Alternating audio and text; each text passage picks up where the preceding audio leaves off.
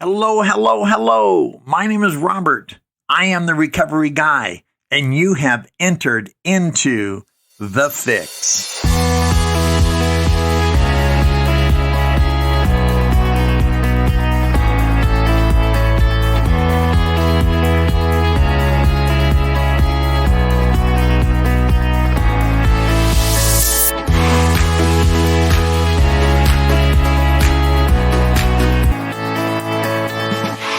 Hello, hello, hello. My name is Robert. I am the recovery guy. It is good. It is so good to be back with you today. I'm excited about this podcast. Obviously, it's about recovery. And what we do here at Recovery Guy Podcast is share our experience, strength, and hope with you, the audience, the listener, the person of recovery. The whole notion is to take what I have learned from others along the way, what I've experienced in my personal life along the way, and the hope that I'm given as a result of it and share it with you, that you can take that experience, you can take that strength, you can look at that hope and see how it fits for you. Because at the end of the day, we are in this together. And I don't care if you come from OA, which is Overeaters Anonymous, NA, obviously Narcotics Anonymous, NA, GA, SA, you name it, we are in this together. As so many of you know, I came through the back door of Gamblers Anonymous in my arena of denial. Unfortunately, it was necessary for me to hit another bottom, and that's what we're going to talk about today. Before I get into that, a little calendar update for you. This coming Saturday, February 19th, I'll be speaking in Salt Lake City at the Salt Lake Alano Club in Murray, Utah. If you know anyone who lives in the Salt Lake area, let them know. I will be speaking there at 7 p.m. on Saturday. March 4th, and this will be in the notes, I will be on the podcast with my friend Justin. We will be discussing step one, and that'll be at the RECO 12, RECO, the number 12.com podcast. You'll want to check that out anyway, but I'll be doing that on March 4th. March 26th, I'll be back in Davis County, which is north of Salt Lake City at the South Davis County Alano Club. I'll be speaking there again on a Saturday night. And then on April 21st, I will be on the podcast called The Other Side of Addiction, and you can find that on YouTube. My friend Al, my new friend Al Richards, The Other Side of Addiction podcast. Again, you can find that on YouTube. Check it out. Listen to that healing going on. And then I'm making final arrangements for April 24th to be in Southern California at the Triangle Club in Pomona. That, of course, is on a Sunday night. So whatever I can do, if you know anyone who's looking for a speaker, whether it's a podcast or to speak in person, reach out to me. Let me know what that looks like, and we'll see if we can put that together. You know, I try to keep a real social media presence because it allows me to connect to so many people. Obviously, with COVID and some of the disruption that went on there, it really changed the face of how we communicate and who we can get in front of. And for almost a year, I couldn't get into treatment centers, couldn't get into prisons. Most meeting clubs were closed down and so on. Some, unfortunately, have never reopened. But in the meantime, between obviously Facebook and my Twitter and my Instagram and now my TikTok and, of course, my website, recoveryguy.org, try to get that message out. So I hear a lot of different things from different people. Most of it is good. Every now and then I hear something that concerns me, and I want to address it. One of the things that I had heard from a social media person, and I'm not sure if they're in recovery. I know they work in recovery, and I don't know if they're in personal recovery or not, and they're promoting their aspect and their ability to help, and I'm sure they help many people. I'm not suggesting that they don't. One of the things that they said, though, it concerned me greatly, and I want to address it today, and it's why today's podcast is called Bottoms Up. They made the statement that It is a myth, and they use that word, that you don't have to hit a bottom to recover. You don't have to hit a bottom to recover. In my understanding, in my 36-year journey of personal recovery, and all of the individuals that I have met before and after along the way, individuals I met who got here before me, individuals I had met who got here after me, when it comes to recovery, the only way to go up is to have first gone down. The only way to go up is to first have gone down. That is our comparative measure. Addiction, understand this, and this is something I learned early on, and maybe this will resonate to you. Maybe you've never thought about it before, but listen to this. Addiction is one of the only diseases known to man that will tell you you don't have it. Do you ever think of that? One of the things that we do in addiction, we deny, we rationalize, we dismiss, we minimize. But addiction, it is addiction of denial. Until that day came that you admitted you were powerless over alcohol or drugs or whatever your behavior or substance was, and your life had become unmanageable, we denied our condition. And denial kills more people. Alcohol or drugs or what have you is the culprit, but denial is the mechanism by which that addiction operates under the protection of. And again, we call that denial. While we are negotiating the truth from our position of denial, we hit what we call a bottom. And I want you to understand that bottoms are two things. First of all, a bottom is necessary for every person of recovery. And I know that's an absolute, and you may disagree with me, and that's perfectly fine. I'm okay with you disagreeing, but hear me out. Again, a bottom is necessary for every person of recovery.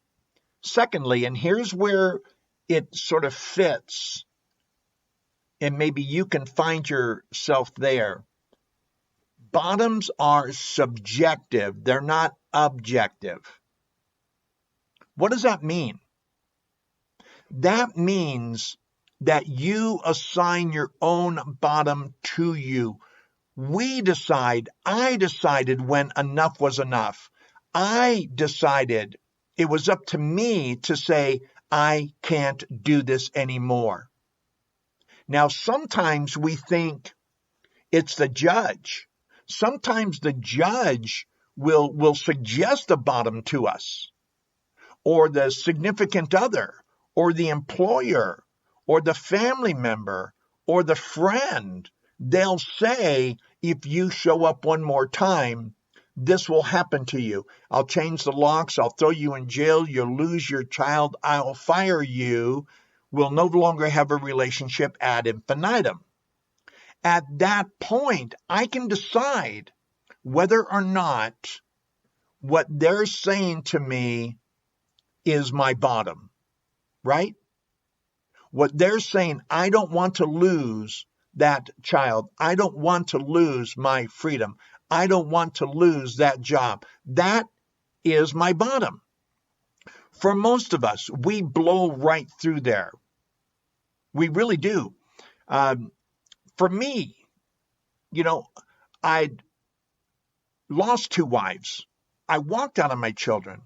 I can't even tell you how many jobs I had. I was a high school dropout directly as a result of my addiction. I never got out of basic training when I went into the Air Force back in 1972. Family members wouldn't talk to me anymore. I essentially was unemployable, right? I had defeat on so many areas, and yet I did not say that I was at my bottom. I was willing to experience more pain Even after my DUI, I didn't stop drinking and driving. We continue to experience, because again, we're dealing with the disease that'll tell you we don't have it. And my denial makes that even real. So until I hit that bottom, until I say enough is enough, I will continue to go down. I had a friend of mine named Kirk, and Kirk was actually one of my employers. And I was, 6, 7 years sober at the time, maybe 8 or 9. Anyway, Kirk was going through a meth addiction, drinking a lot, but meth was really starting to take him and his business and his family life down. And I remember his wife, Linda, and his little baby. And I did an intervention with Kirk one day.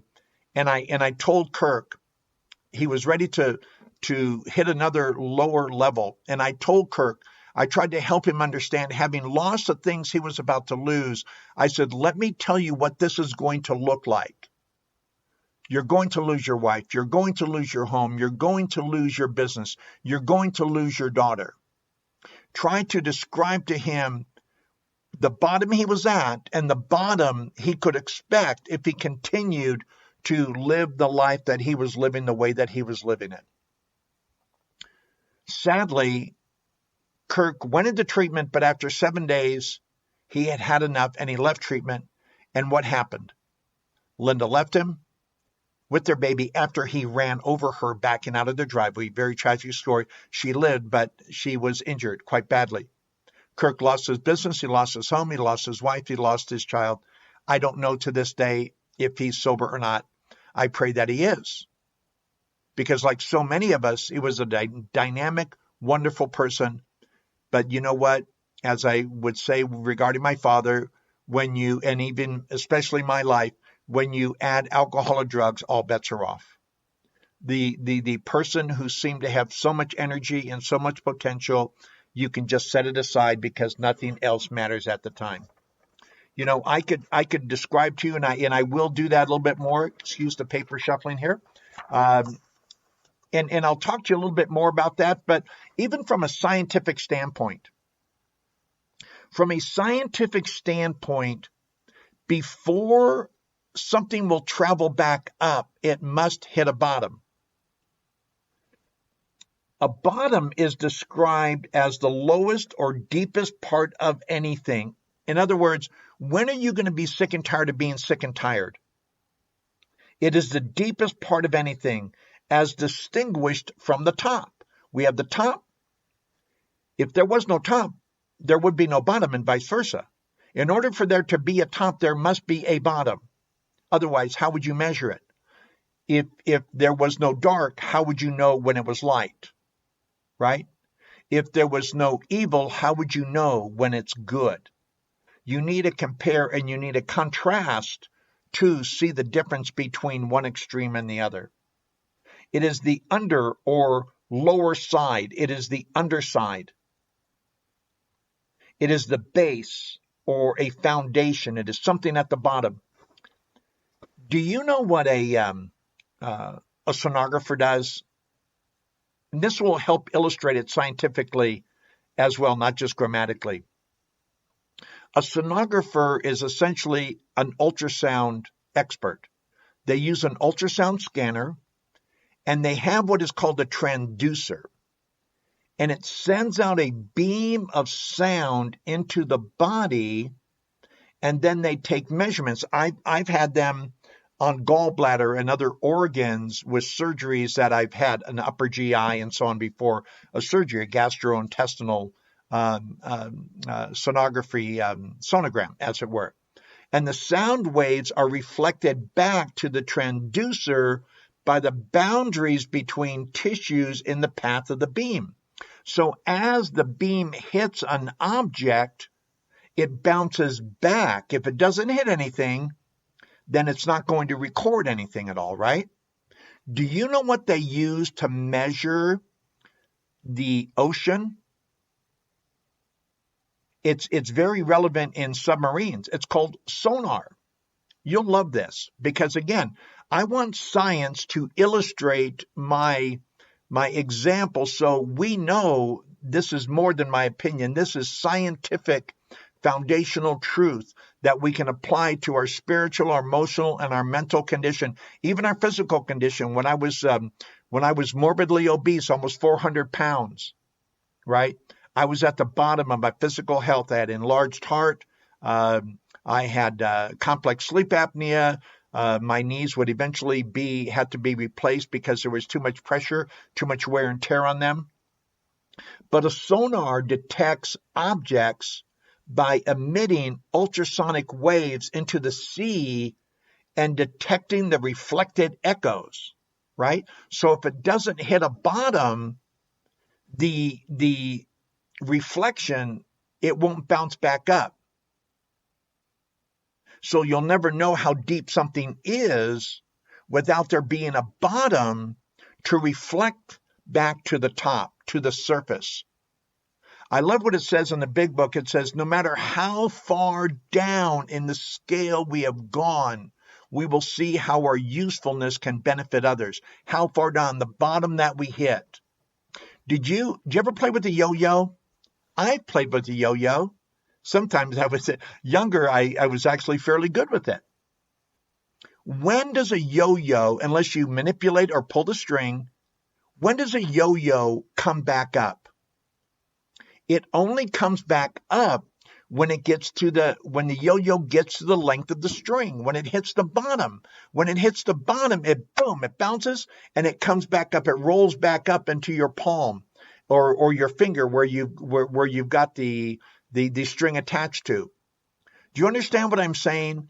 Bottoms are necessary. Sometimes bottoms are very tragic because we blow through them, but bottoms are necessary. Despair is necessary. Sometimes some of us need more of it than others. One of the things that Bill Wilson, co-founder of Alcoholics Anonymous, says, one of the things that they had to do, and you can find this in the 12 Steps and 12 Traditions, talks about how they had to raise the bottom. They had to raise the bottom for other people coming into Alcoholics Anonymous so everyone didn't think they had to hit the bottom of another story, of another person. That right where they were at, even before they lost a job, before they lost a wife, before they lost a dignity, before they lost a self-esteem, before they lost all their money, before they lost their car, their house, their child, what have you, before they lost those things, they could see that they didn't have to lose anything anymore. But here's a caveat to it. Here's the exclusion. Obviously, but means disregard previous information, new information coming, right? So the but is there because you have to realize it is your bottom. You have to own it. I had to own my condition. I had to wake up in the morning and look at myself in the mirror and realize I was going to die. And I realized I did not want to die, and I became willing to do anything I possibly could in order not to die. That morning, February 9th, 1986, I went into treatment at the Nevada Treatment Center, and I started my journey to addiction. I would relapse after 71 days because I didn't think that bottom was enough. I thought one more time, this will be different. One more time, I could go back and hang out with old friends and old playgrounds, to old playmates as well, and live my life according to my rules. I quickly realized that wasn't true. 5 days later, I was able to come back after hitting another bottom of despair, of disillusionment, of disenchantment, of disappointment. And I came back to the rooms of Alcoholics Anonymous on April 25th of 1986. I got on my knees and I said the third step prayer with my sponsor, Max, and I've never turned back. That was my bottom. I knew that at that point, there was not going to be any other life for me than recovery. You know what it talks about in step 1 of the 12 and 12. It says here, we know that little good can come to any alcoholic who joins AA unless he has first accepted his devastating weakness and all its consequences. Until he so humbles himself, his sobriety, if any, will be precarious. Of real happiness, he will find none at all. That is the bottom. Until we realize that we are at the bottom, that we don't want to suffer, that we can't suffer, that we're not willing to suffer anymore, then and only then are we ready to take certain steps. And here's why this is so important. As simple as recovery is, it's the hardest thing I've ever done. Let me repeat that. And maybe that's true for you. Maybe this really resonates to you. And no matter where you're at in your personal recovery, this is still true. Because coming to terms with me on a daily basis is part of my ongoing recovery. I am a recovered person. I'm recovered from a seemingly hopeless state of mind and body. To keep that recovered condition, I stay in recovery. And I had this conversation with a person just the other day. To keep what I have, I continue to do what I did to attain it. Doesn't that make sense? So as I am looking at the program of recovery, the program, it says, demands rigorous honesty. And not just honesty in the beginning where I say I've hit my bottom, but honesty as I continue to go through the steps of recovery. And this is true whether you're a 12-step person, whether you're with the Buddhist network, whether you're with the naturalist, whether you're with the monotheistic religions, the 5 monotheistic religions of the world, it really doesn't matter. Every one of these processes, we must hit bottom. We have to say, I can't do this anymore. There was a person just the other day said, I did this alone. No, you didn't. Nobody does anything alone. You know what I do alone? I get sick alone. I get drunk alone. I throw up alone. I overeat alone. I do drugs that I shouldn't even be in the same room with, let alone put up my nose or in my arm or ingest orally, right? That's what I do alone. Left to my own devices, I am a train wreck. And anyone who would suggest to you that they've achieved now, they might think they stopped drinking alone, but we don't resurrect our life. We don't go from helpless and hopeless to a recovered position by ourselves. We even if we're just learning from someone else, even if we pick up a book and we read that book and we apply those principles and the things in our life, we got those ideas from someone. We did not do this alone. And if you believe you did it alone, well, we need to chat because we need to talk about your ego, right? Because that will eventually get in our way. It does time after time after time. A haughty spirit goes before a fall, and pride goes before destruction. Word of God. So here's the deal. Admitting I was powerless over alcohol or drugs or whatever that behavior is, and admitting complete defeat and admitting I was at the bottom is just the beginning. Now, I have to go through my steps of recovery. And again, whatever they are, whatever you're using to get well, by all means, get well. You know what? I'm a 12-step guy. I'm a Christian. But that doesn't mean that I think that's the only path for you. I don't know what the path is for you other than honesty, open-mindedness, and willingness, other than cleaning house, trusting God, and working with others. However you accomplish those things is how you accomplish those things. How you get happy, joyous, and free is how you get happy, joyous, and free. I am with you 100%, 100% of the time. My path, though, has been Alcoholics Anonymous, Narcotics Anonymous, Overeaters Anonymous, and initially even Gamblers Anonymous. And everything is going to be consistent. We need to believe that we can be restored to sanity. We then need to believe that there's a power greater than us, any power that makes sense to you. We then need to go on a journey of soul searching, of admitting where we were wrong, right?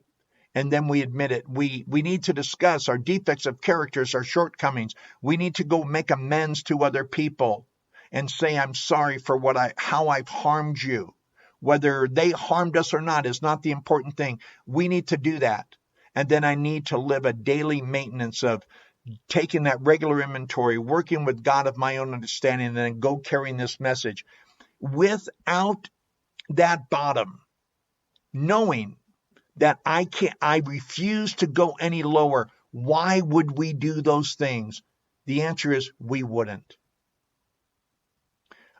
I was situationally honest which is not honesty at all, right? It's convenience. I only had a relationship with you to the degree that I could get from you what I came for. Everything was conditional, right? My friend Bill, back in, I think it was 1987, told me in Fullerton, California, he was the manager of the Fullerton Alano Club on Harbor Boulevard back in the 80s before it went over to Commerce Street in Fullerton. And Bill told me, he said, you know what? You don't have relationships. You take hostages, right? I had different bottoms in different areas of my life. And I had to even get sick and tired of being sick and tired there of taking hostages, of not being honest with myself and with others, right?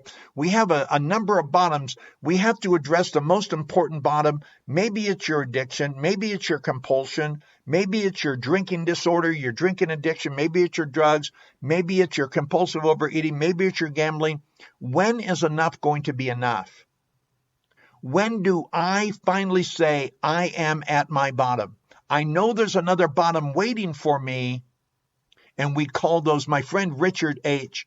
called those yets. Y-E-T, a yet. That is yet to occur in my life. And I pray to God, and I trust my higher power for all these things. I have a storage room full of yets. There's always, as it's said in rooms, there is always another drunk or another high waiting for me, but another bottom, but I don't know if there's another recovery. Why would I run that risk?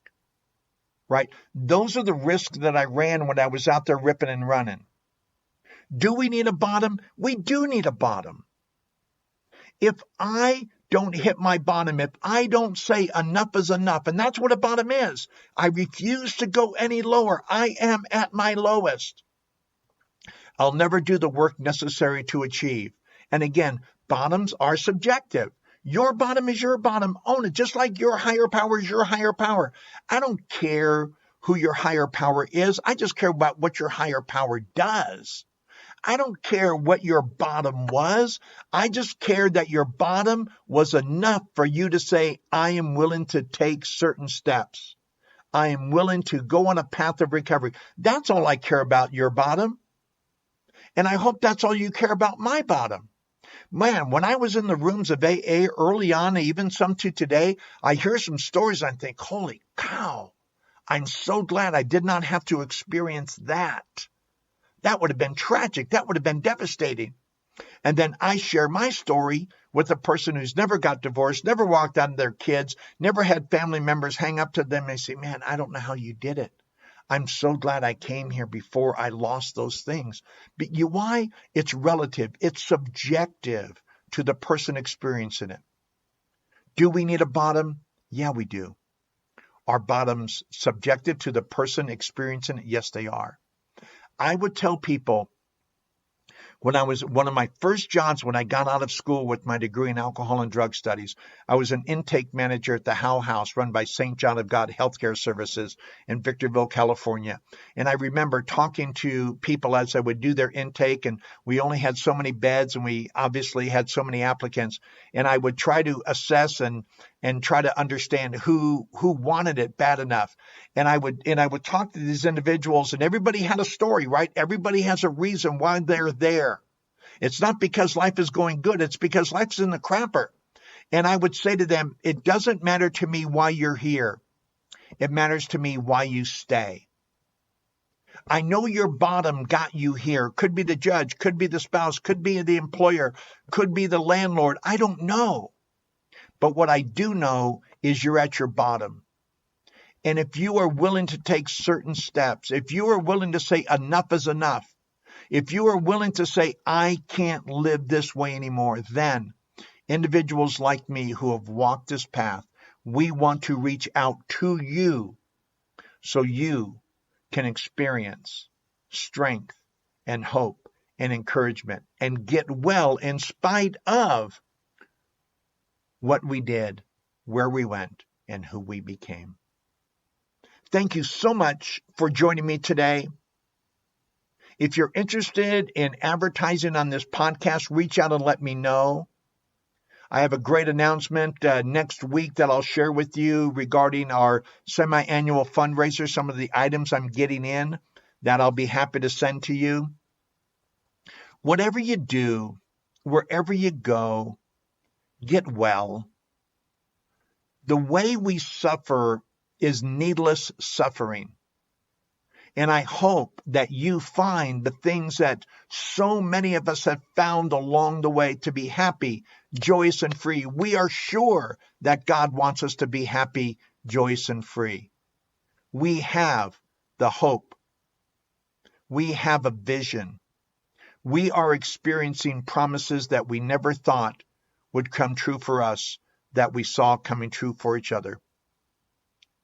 Remember, we get broken apart and we get whole together. As always, my name is Robert, and I am the Recovery Guy.